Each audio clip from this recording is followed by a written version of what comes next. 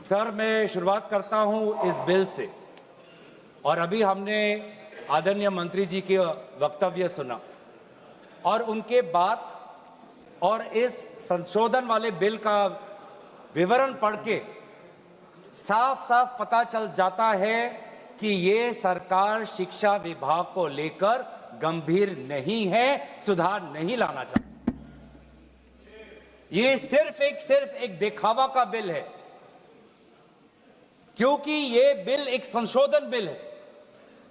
आज से 2 साल पहले ये बिल लाया गया था, public examinations prevention of unfair act 2024।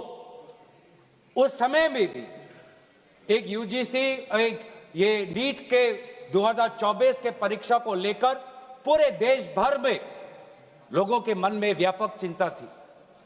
उस समय में भी इसी तरह आज जैसे मंत्री जी कह रहे हैं, सरकार ने इस बिल का इंट्रोडक्शन करते हुए ये कहा कि ये बहुत ही एक ऐतिहासिक कदम है, एक बहुत बड़ा कदम है और इससे शिक्षा विभाग सुधरेगा और इससे परीक्षा में जो पेपर लीक होते हैं अब नहीं होगा, अब किसी का साहस नहीं होगा। ऐसे ऐसे कड़े दंड उस समय सरकार ने कहा कि 2024 के बिल में वो लाए हैं।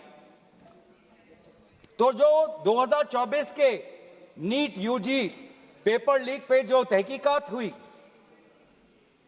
जो इन्वेस्टिगेशन हुआ, मैं पढ़ना चाहता हूं उसकी स्थिति आज क्या है, ताकि पता तो चले कि यह सरकार 2 साल पहले जो नीट परीक्षा को लेकर जो व्यापक भ्रष्टाचारी हुई, उसको लेकर यह सरकार कितनी गंभीर है।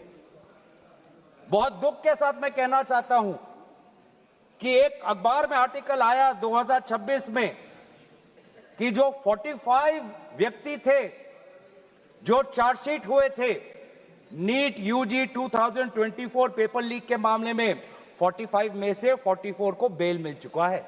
ये है इनकी गंभीरता, ये है इनके छात्रों के प्रति इनकी संवेदना। जो मूल व्यक्ति है जिसको मास्टरमाइंड कहा जाता है, संजीव मुखिया, 11 महीने तक वो फरार था। 11 महीने तक सरकार उसको पकड़ नहीं पाई। अप्रैल 2025 में वो फाइनली उसका गिरफ्तार हुआ और फिर उस मामले में उसको बेल मिल गया। मई 6, 2025 एक दूसरे व्यक्ति रंजीत कुमार बरुआ, जो करियर एकेडमी एजुकेशन ट्रस्ट के चेयरमैन है, वो बेल। एक अमित कुमार सिंह जो पेपर सॉल्वर के गैंग में था, उसको मई 7, 2025 को उसको बेल। एक पंकज कुमार जो कैंडिडेट्स को वो सारे कागज लीक करता था मोबाइल फोन के द्वारा, मई 15, 2025 उसको बेल। राकेश, जिसका ये आरोप था कि उसने प्रश्न कागज को उसकी चोरी की, उसको बेल। तो ऐसे एक लंबा ब्यौरा है, चाहे वो अमित प्रसाद महाराणा का हो या धीरेन्द्र कुमार पांडा का हो। तो ये कानून उस समय भी विफल था और ये कानून जिस मंशा से आज ला रही है, आज भी ये विफल होगा। ये कानून आपकी विफलता का स्मारक है कि कहीं कोई धांधली नहीं हुई। सरकार ने बहुत अच्छा काम किया है। 21 बच्चों की जान गई, आत्महत्या उन्होंने की। आपको शर्म नहीं आती इस सरकार को कि जिस मंत्री के तहत में 21 बच्चों ने अपनी जान गंवा दी, आत्महत्या की, जब उसने अपने मंत्री पद से इस्तीफा दिया, कल जब वो सदन में आए, आपने उनको ऐसा माला पहनाया ताकि जैसे वो पाकिस्तान से जंग लड़के आए हैं। ऐसा माला पहनाया, ऐसा उनका वजूद उनको बढ़ा किया, मानो कि वो पाकिस्तान से जाकर सीमा पे जाकर जंग लड़के आए हैं। ये है उनकी सच्चाई। दुख लगता है सर। आज ये बात प्रधानमंत्री आते हैं इंस्टाग्राम के रील पर, वो अलग बात है कि जो पहली कैबिनेट बैठक हुई, उस कैबिनेट बैठक में शिक्षा को कैसे सुधारा जाए, पेपर माफिया को कैसे खत्म किया जाए, पेपर सेटर के माफिया को कैसे खत्म किया जाए, पेपर सॉल्वर के माफिया को कैसे खत्म किया जाए, टेस्टिंग सेंटर के माफिया को कैसे खत्म किया जाए, प्रिंटिंग प्रेस के माफिया को कैसे खत्म किया जाए, कोचिंग सेंटर के माफिया को कैसे खत्म किया जाए, सिलेबस कैसे स्कूल के सिलेबस के साथ मिले, आउट ऑफ सिलेबस परीक्षा के पेपर ना आए, सीबीएसई के ओएमआर में धांधली न हो, इन सब चीजों पर व्यापक चर्चा करने के बजाय प्रधानमंत्री मोदी जी कहते हैं इंस्टाग्राम पर और ध्यान दो, इंस्टाग्राम पर और ध्यान दो। और प्रधानमंत्री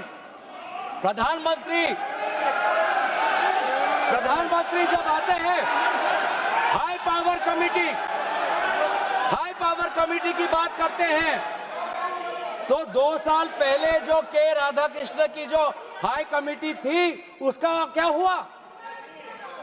2 साल हाई कमेटी आपने गठन की, प्रधानमंत्री केंद्र सरकार के निरीक्षण में एक हाई कमेटी बनी, के राधाकृष्ण फॉर्मर इसरो के चेयरमैन।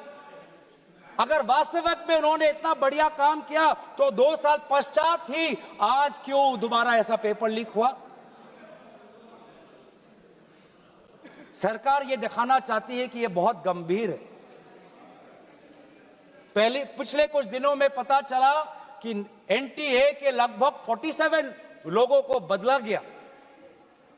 सर, मैं इस सरकार से मैं ब्यौरा चाहूंगा कि वे जो 47 लोग हैं जिनको आपने ट्रांसफर किया या सस्पेंड किया, कौन है वो? क्योंकि एनटीए की जो एक्चुअल सैंक्शन कैपेसिटी है, एनटीए की जो सैंक्शन कैपेसिटी है वो 34 की है, 34 की सैंक्शन कैपेसिटी है। ये 47 कौन है? कौन है ये 47? 34 में से तो शायद 10-11 वैकेंसियां हैं, 24 ही है जहां पर लोग बैठे हुए हैं। तो ये जो 47 जो सैंक्शन, ये कौन है? जो आउटसोर्स करके अपने लोगों को लाया एनटीए में, वो लोग हैं क्या? उसका ब्यौरा मिलना चाहिए।